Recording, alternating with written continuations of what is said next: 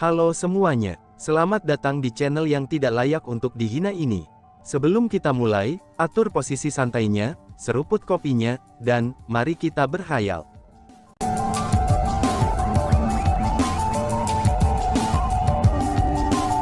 Melanjutkan cerita sebelumnya, Putri Suci, kami melihatmu dan merasakan bahwa nasib telah membawamu ke sini. Karena itulah, dia ingin melihatmu, kata lelaki tua itu sambil tersenyum. Bergemuruh, kata-kata yang diucapkan oleh orang tua itu, ini seperti bunyi guntur tiba-tiba yang meledak di hati semua orang yang hadir. Takdir, Putri Suci benar-benar merasa bahwa nasib membawanya ke sini. Seru kerumunan. Pada saat itu, tatapan iri yang tak terhitung mulai berlari ke atas dan ke bawah menatap tubuh Chu Feng. Chu Feng bahkan menerima banyak transmisi suara. Transmisi suara-suara itu dari orang-orang yang hadir. Mereka semua bertanya kepada Chu Feng, bagaimana dia bisa mengenal Putri Suci. Ada juga yang menanyakan namanya, dan beberapa yang mulai menyanjungnya secara langsung. Tentu saja, ada juga individu yang ceroboh yang mulai mengancam Chu Feng, dan memberitahunya bahwa dia tidak boleh bertindak dengan kasar terhadap Putri Suci kecuali dia ingin diberi pelajaran. Seolah-olah Putri Suci milik mereka, dan Chu Feng merasa sangat terdiam dari ancaman itu. Bas-bas. Tepat pada saat itu, Chu Feng tiba-tiba merasakan tubuhnya mulai melayang. Kemudian, tubuhnya mulai melayang secara otomatis menuju puncak gunung. Segera, Chu Feng tiba di puncak. Setelah mendarat di puncak, dia bisa melihat generasi muda Chu Heavenly Clan dari jarak dekat. Mereka mengungkapkan tatapan yang sangat jelek. Dan bahkan, Chu Feng bisa merasakan kebencian yang mendalam dan kemarahan dari mata mereka. Itu sudah jelas, mereka yang menganggap diri mereka luar biasa sudah merasa sangat tidak senang setelah ditolak masuk oleh Putri Suci. Dan sekarang, seseorang benar-benar berhasil menerima undangan Putri Suci. Hal ini menyebabkan mereka merasa tidak senang. Tuan muda, silahkan masuk. Tepat pada saat itu, salah satu 8 Immortal Starfall membuka pintu masuk ke istana. Terima kasih. Chu Feng dengan sopan menggenggam tinjunya pada pria tua itu, lalu dihujani dengan tatapan iri dan benci saat dia memasuki istana. Setelah Chu Feng memasuki istana, pintu masuk ditutup dengan sendirinya. Di dalam istana, Chu Feng bisa melihat bahwa istana itu jauh lebih besar dari yang dia bayangkan. Itu memiliki banyak lantai. Pada saat ini, Chu Feng berada di lantai pertama, dan itu adalah aula istana yang luas. Ada 13 pintu di luar aula istana, namun semuanya ditutup. Dekorasi dan pengaturan di dalam aula istana ini sangat mengesankan. Aula istana itu sendiri juga memancarkan udara yang bermartabat di sekitar, dan aroma samar datang dari suatu tempat. Aroma itu sangat harum, namun itu jelas bukan aroma alami dari Putri Suci. Tapi sebaliknya, itu harus semacam zat yang mengeluarkan aroma. Singkatnya, berada di aula istana membuat orang merasa sangat nyaman. Chu Feng tidak secara acak berjalan di sekitar aula istana. Sebagai gantinya, dia dengan sopan menggenggam tinjunya dan berkata, "Aku adalah Chu Feng. Aku datang ke sini setelah menerima undangan dari Putri Suci Starfall Holy Land," ucap Chu Feng. Namun demikian, Chu Feng tidak menerima respons apapun setelah mengucapkan kata-kata itu, dan seolah-olah aula istana benar-benar kosong. Merasa tak berdaya, Chu Feng pun berbicara lagi. Namun sayangnya, dia masih belum menerima tanggapan. "Apa ini? Dia memanggilmu ke sini, tetapi tidak berencana untuk bertemu denganmu. Apakah dia mencoba mempermainkanmu dengan sengaja?" "Chu Feng, pergi dan temukan dia," ucap si ratu yang sudah tidak sabar. Dia merasa bahwa Chu Feng sedang dipermainkan. Alasan untuk itu adalah, karena orang-orang dari klan surgawi Chu jelas-jelas berbicara dengan Putri Suci di luar istana, dan ini berarti dia pasti ada di sana. Namun demikian, dia tidak menunjukkan dirinya kepada Chu Feng. Hanya akan ada satu penjelasan untuk ini. Itu artinya, dia tidak berencana melihat Chu Feng. "Biarlah, aku tidak pernah berencana untuk melihatnya. Tidak apa-apa jika dia tidak berencana untuk melihatku," bakas Chu Feng. Dibandingkan dengan si ratu, Chu Feng tetap sangat acuh tak acuh. Kemudian, Chu Feng menggenggam tinjunya lagi dan berkata, "Tampaknya Putri Suci tidak berencana untuk melihatku. Karena itu masalahnya, maka aku akan pergi," ucap Chu Feng. Setelah mengucapkan kata-kata itu, Chu Feng mulai berjalan menuju pintu keluar. Namun setelah mencapai pintu itu, Chu Feng menemukan bahwa ia tidak dapat membuka gerbangnya. Selain itu, terlepas dari bagaimana dia mengetuk pintu atau berteriak, tidak ada reaksi dari orang-orang di luar. Dia mampu melihat dengan jelas orang-orang di luar dan mendengar percakapan mereka. Namun tampaknya, orang-orang di luar tidak bisa melihat atau mendengarnya. Sama seperti itu, Chu Feng terus tinggal di aula istana selama sekitar 1 jam. Dan akhirnya, gerbang itu dibuka. Hanya saja, itu dibuka oleh lelaki tua yang berdiri di luar gerbang. Ketika pintu gerbang dibuka, Chu Feng bisa merasakan puluhan tatapan yang bermaksud buruk menembak ke arahnya dengan cara yang seragam. Seperti bilah yang tak terlihat, mereka menempel padanya. Tatapan-tatapan itu ingin menembus tubuhnya, merobek-robek dagingnya, dan menyebarkan darahnya ke seluruh penjuru. Chu Feng tidak terkejut dengan tatapan sedingin es. Mungkin ini karena faktanya, bahwa Chu Feng telah tinggal di istana selama 1 jam penuh. Selama periode waktu ini, orang-orang di luar telah berusaha untuk terus mengobrol dengan Putri Suci. Ini terutama berlaku untuk Chu Xianzuo itu. Dia bahkan memanggil Putri Suci berkali-kali dengan sangat lembut. Tapi sayangnya, tidak ada jawaban dari Putri Suci sama sekali. Ini membuat generasi muda Chu Heavenly Clan merasa kebencian yang lebih besar pada Chu Feng. Dan bahkan dia bisa merasakan niat membunuh yang ditujukan padanya. Mungkin mereka pasti berpikir bahwa Putri Suci telah memutuskan untuk mengabaikan mereka, itu karena dia sepenuhnya berkonsentrasi mengobrol dengan Chu Feng. Tuan muda, apakah kamu menikmati obrolan yang menyenangkan dengan Putri Suci kami? Orang tua itu bertanya kepada Chu Feng dengan senyum di wajahnya. Dia pasti juga merasakan tatapan yang tidak sopan dari generasi muda Chu Heavenly Clan. Namun demikian, dia bereaksi seolah-olah dia tidak melihat mereka sama sekali. Pada saat itu, Chu Feng tersenyum ringan dan berkata, "Putri Sucimu memiliki kepribadian yang cukup," balas Chu Feng. "Hahaha, itu evaluasi yang menarik. Ini adalah pertama kalinya aku mendengar seseorang memberikan penilaian yang begitu tinggi tentang Putri Suci kami," kata lelaki tua itu dengan senyum tipis. "Jika tidak ada yang lain, maka aku akan pergi," kata Chu Feng. Chu Feng mulai tidak sabaran. Dia merasa telah dipermainkan oleh tanah suci Starfall. Atau setidaknya, ia telah dipermainkan oleh Putri Suci Starfall Holy Land dan Starfall 8 Immortals. "Siapa namamu?" Tepat pada saat itu, suara sedingin es terdengar, dan itu adalah Chu Xianzuo Clan Chu Heavenly Clan. Chu Feng berbalik dan menjawab, "Chu Feng, oke, kamu bisa pergi." Chu Xianzuo melambaikan tangannya pada Chu Feng dengan tidak sabar, dan seolah-olah Chu Feng adalah budaknya kalau ia bisa memerintahkan untuk pergi sesuka hati. Namun Chu Feng tidak repot-repot berdebat dengannya. Justru sebaliknya, ia berencana untuk melompat turun dari puncak dan pergi. Tepat pada saat itu, seorang pria dari kelompok generasi muda Chu Heavenly Clan bertanya dengan rasa ingin tahu. "Kakak Xianzuo, mengapa kamu meminta namanya?" Tanya yang lain. "Aku hanya ingin tahu persis, siapa yang akan menginjak anjing sial itu," kata Chu Xianzuo mengejek. "Hahaha, jadi begitu, bagaimana mungkin kakak laki-laki Xianzuo bisa peduli pada orang tak bernama yang tidak bernama seperti itu?" ucap yang lain. Setelah mendengar apa yang dikatakan Chu Xianzuo, generasi muda Chu Heavenly Clan tertawa mengejek. Tidak hanya mereka tertawa mengejek, tetapi mereka bahkan mulai meremehkan Chu Feng. Mereka bahkan menatap Chu Feng dengan tatapan mengejek, itu seolah-olah mereka melihat sampah yang lemah dan kampungan. Mereka dengan tegas percaya bahwa Chu Feng tidak memiliki keberanian untuk berbalik. Menghadapi ejekan mereka, Chu Feng hanya bisa dengan cepat melarikan diri seperti anjing liar. Setelah semua, mereka adalah tuan muda dan wanita muda dari klan Surgawi Chu. Mereka memiliki status yang mampu membuat orang yang tak terhitung jumlahnya untuk menghormati dan memuja mereka di alam atas Ciliokosem besar. Namun tepat pada saat itu, Chu Feng tiba-tiba berhenti berjalan. Generasi muda Chu Heavenly Clan dikejutkan oleh penghentian tiba-tiba Chu Feng, dan ini bukan yang mereka harapkan dari dia. Adapun apa yang dilakukan Chu Feng selanjutnya, itu mengejutkan mereka lebih jauh. Chu Feng berbalik dan melihat ke generasi muda klan Heavenly Clan dengan senyum di wajahnya. Dia tidak marah, namun dia sangat tenang.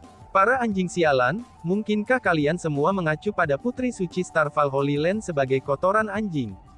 Tetua, mereka tidak menghormati Putri Suci kamu di sini.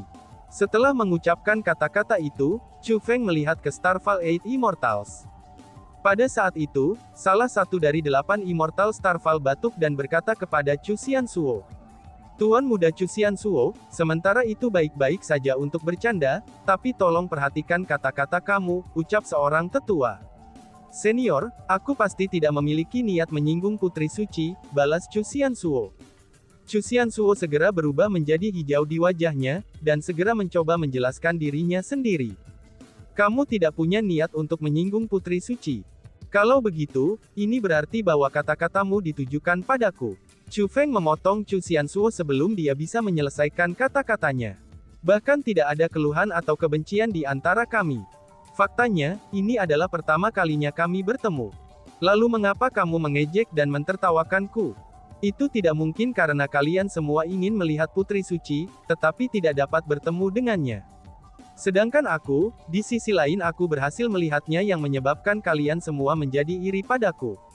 Apakah kalian semua menyerangku secara verbal karena kamu membenciku karena kecemburuan? Jika aku menebak dengan benar, kamu semua juga berencana untuk menyerangku dan memberikanku pelajaran. Kata Chu Feng. Omong kosong. Kamu pikir kamu siapa? Apa yang membuatmu berpikir kami akan iri padamu? Pada saat itu, semua tuan muda dan wanita muda Chu Heavenly Clan sangat marah. Hahaha, namun Chu Feng benar-benar tertawa saat melihat generasi muda Chu Heavenly Clan yang marah, dan dia berkata, kamu semua tahu yang terbaik di hatimu, apakah kamu cemburu atau tidak, ucap Chu Feng. Setelah mengucapkan kata-kata itu, Chu Feng melompat dan turun dari puncak. Pada saat itu, tuan muda dan wanita muda Chu Heavenly Clan semuanya menggertakkan gigi dengan marah. Kemarahan dan keinginan membunuh memenuhi mata mereka. Setelah Chu Feng turun dari puncak, kerumunan di bawah semuanya berkumpul di sekelilingnya dan mulai menanyainya. Mereka semua menanyai Chu Feng tentang apa yang tampak seperti Putri Suci Starfall Holy Land. Ada juga orang-orang yang bertanya kepada Chu Feng, apakah dia telah mengambil keuntungan dari Putri Suci. Namun sayangnya, Chu Feng benar-benar mengabaikan mereka. Dia meraih Songxi dan berencana untuk pergi, dan dia juga mulai terbang ke arah villa persenjataan abadi. Chu Feng sudah menyadari bahwa generasi muda Chu Heavenly Clan berencana untuk merawatnya, karena itulah dia harus segera pergi. Chu Feng, apakah kamu berhasil melihat Putri Suci? Seperti apa bentuk Putri Suci itu? Tanya Songxi. Sudah jelas, Songxi tidak melihat krisis yang membayanginya. Pada saat itu, dia memiliki ekspresi yang sangat bersemangat di wajahnya saat dia menanyai Chu Feng. Aku tidak bisa melihatnya, kata Chu Feng. Kamu tidak melihatnya, tapi kami semua jelas-jelas melihat kamu memasuki istana, ucap Songxi dengan sangat terkejut. Kamu tidak percaya padaku? Tanya Chu Feng. Tidak, bukan begitu. Bagaimana mungkin aku tidak mempercayaimu? Songxi menggelengkan kepalanya. Bukan karena Songxi tidak percaya Chu Feng. Dia hanya sangat terkejut. Jelas-jelas Putri Suci yang mengundang Chu Feng di sana, jadi mengapa dia tidak bertemu dengannya? Songxi benar-benar tidak dapat mengerti. Apakah kamu tahu nama Putri Suci Starfall Holy Land? Tanya Chu Feng. Namanya Xia Yun Er. Nama itu benar-benar terdengar menyenangkan, kata Songxi dengan senyum gembira di wajahnya. Tampaknya hanya dengan nama Putri Suci saja, itu cukup untuk membuatnya benar-benar terpesona. Xia Yun itu bukan individu yang baik. Yang terbaik adalah menjaga jarak darinya di masa depan. Chu Feng berbisik pada Songxi. Dia tidak benar-benar berusaha memperingatkan Songxi. Tapi sebaliknya, itu lebih seperti Chu Feng bercanda dengannya. Setelah semua, Chu Feng bisa mengatakan bahwa Songxi benar-benar tergila-gila dengan Putri Suci. Apa? Bagaimana mungkin? Seru Songxi. Benar saja, Songxi mengungkapkan ekspresi yang benar-benar heran setelah mendengar apa yang dikatakan Chu Feng. Aku dibodohi olehnya, kata Chu Feng. Dibodohi, ucap Songxi yang semakin bingung. Dia sengaja memanggilku di atas sana, tetapi bahkan tidak pernah repot untuk melihatku. Dia hanya ingin generasi muda Chu Heavenly Clan merasa kesal terhadapku. Bahkan aku hanya memperhatikan itu setelah meninggalkan istana, kata Chu Feng. Kamu pasti bercanda. Apakah ada semacam keluhan antara kamu dan Putri Suci Starfall Holy Land? Tanya Songxi. Kurasa aku tidak mengenalnya, kata Chu Feng. Kalau begitu tidak seharusnya seperti itu. Putri Suci Starfall Holy Land selalu menjadi individu yang lembut dan baik hati. Kenapa dia mencoba untuk menyakitimu tanpa alasan? Mungkinkah kamu terlalu memikirkan banyak hal? Kata Song Si. Aku harap aku terlalu memikirkan banyak hal, kata Chu Feng sambil tersenyum. Namun demikian, Chu Feng menyadari bahwa hal-hal buruk ketika dia merasakan tatapan berisi niat membunuh, itu ketika dia keluar dari istana.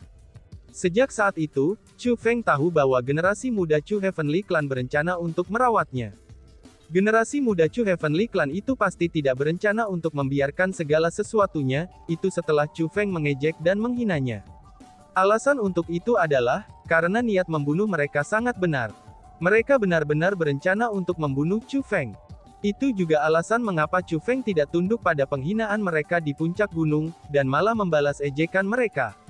Karena mereka jelas-jelas berencana untuk membunuhnya, maka tidak perlu baginya untuk tunduk pada penghinaan mereka. Hanya saja, kekuatan Chu Xiansuo melampaui kekuatannya. Itulah sebabnya Chu Feng segera membawa Song Si bersamanya dan melarikan diri. Tujuan Chu Feng adalah Immortal Armament Villa.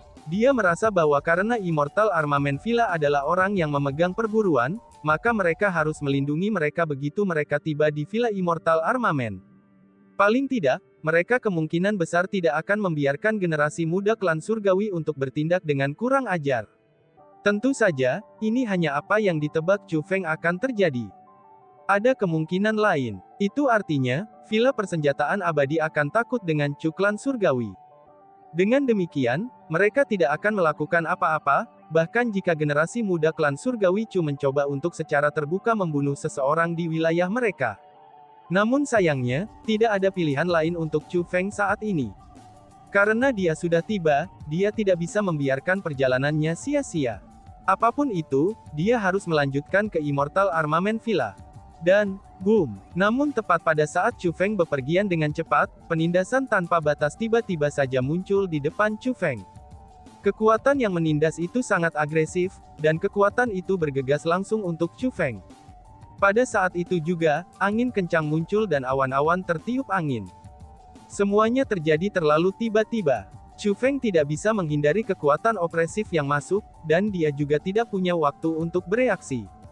Ketika penindasan itu menyelimuti Chu Feng, ia kehilangan kemampuan untuk terbang, dan bahkan tidak bisa menggerakkan jarinya. Pada saat itu, Chu Feng dan Song Si seperti dua daun, dan mereka berguling-guling berulang kali di langit. Kemudian mereka mulai jatuh lurus ke bawah. Bang-bang! Seperti dua meteorit, Chu Feng dan Song Si menabrak tanah dengan kejam. Mereka berdua telah menusuk jauh ke tanah. Chu Feng tidak merasakan sakit apapun setelah menabrak tanah. Namun dia sangat khawatir untuk Song Si. Karena bagaimanapun, kultivasi Song Si sangatlah lemah.